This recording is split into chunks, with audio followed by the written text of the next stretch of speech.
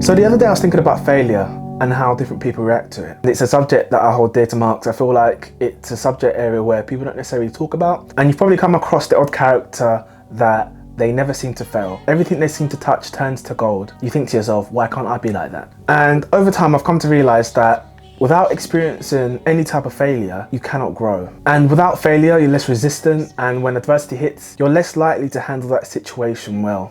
So when I was a kid, I saw failure as a bad thing, and it was usually categorized as a percentage or a mark or a grade. You either passed or you failed. So the most common perspective I find generally is that failure is profoundly a negative thing. It's usually something to be ashamed of, and it's something that we are judgmental in others. Why is this any different to a baby learning to walk? They learn to fail, which eventually teaches them to try again and again, which enables them to walk. So why isn't failure treated this way in general life? So I think the problem is society tends to highlight successes rather than highlighting the enormous journey that took to get to that success. Successes are filled with trials, tribulations, and setbacks. It's not glamorous, and success now is more visible to us now more than ever, which gives some of us a false perception on how easily it can be obtained. And it's clouded with ambiguity. We are only seeing the fruits of someone's labor. We are seeing the final results. We only see the final product. And I myself was victim of this. If you don't know, I'm learning Spanish at the moment. And years ago, I came across someone who was able to speak Spanish fluently. They were English just like me, and they were able to speak.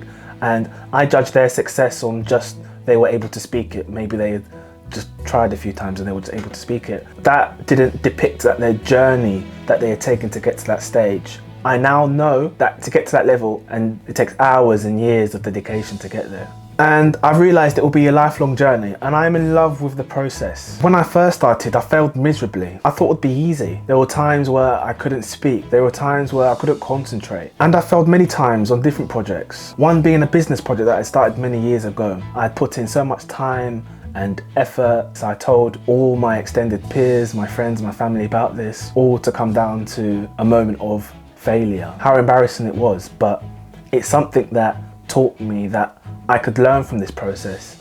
And this feeling of failure, I knew that I didn't want to feel that again. When Thomas Edison was creating the first commercially viable light bulb, a reporter asked him, "How did it feel to fail 1,000 times?" Edison replied, "I didn't fail 1,000 times. The light bulb was an invention with 1,000 steps." So this just basically illustrates how without failures, we won't know what's working and what's not working. We can't really learn from our mistakes. So think about the last time that you had failed in something.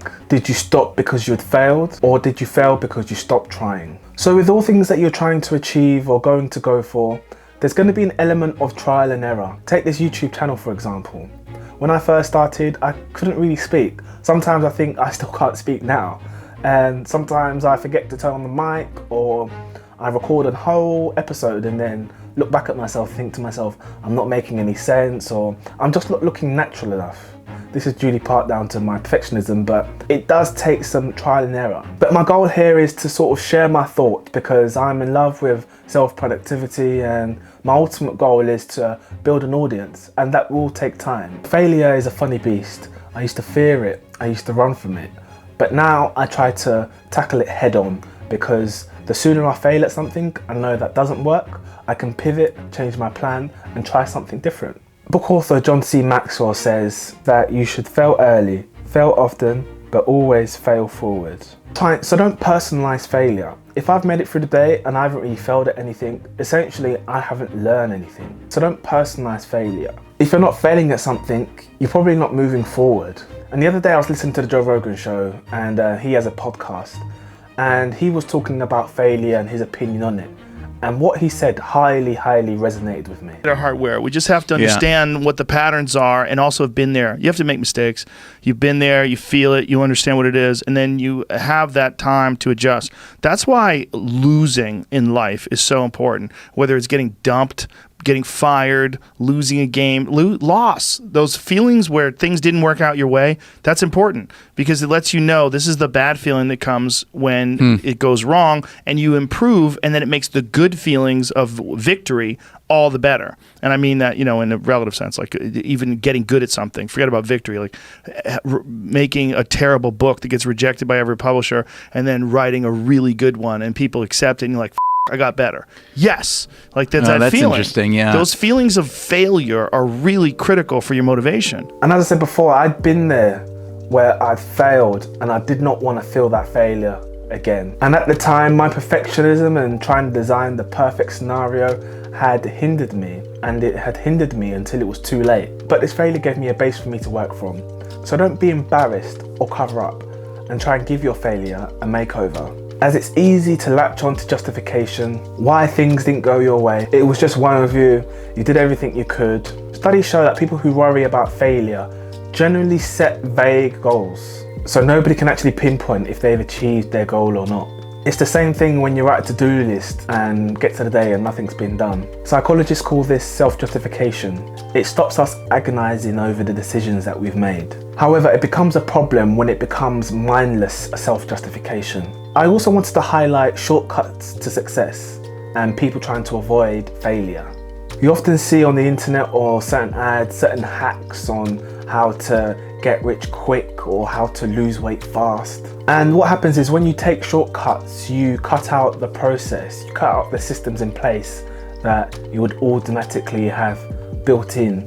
And when you cut out these systems and processes, you're really unable to maintain the benefits you may have gained from taking the shortcut in the first place. And this is why fad diets fell, and another reason why some lottery winners, when they win the cash, within a certain amount of years, they're broke. There's no appreciation for the process. So to recap, what can we take from failure? Failure is not unavoidable. The less you venture out, you're greater the risk of failure. Ironically, the more you risk failure and actually fail, the more likely you are to succeed.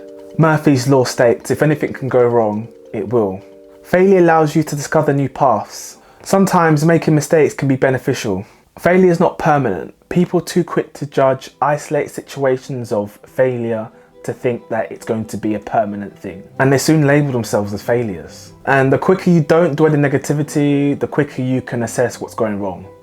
Thanks for watching, guys. This is a subject that was dear for me, and this was a subject that I really wanted to get out there and let you guys know that failure is not final. And anyways, I hope you liked this video. If you liked it, please hit the like button and subscribe if you want to see more videos like this, and I'll see you guys in another one. Thanks for watching, guys. Bye bye.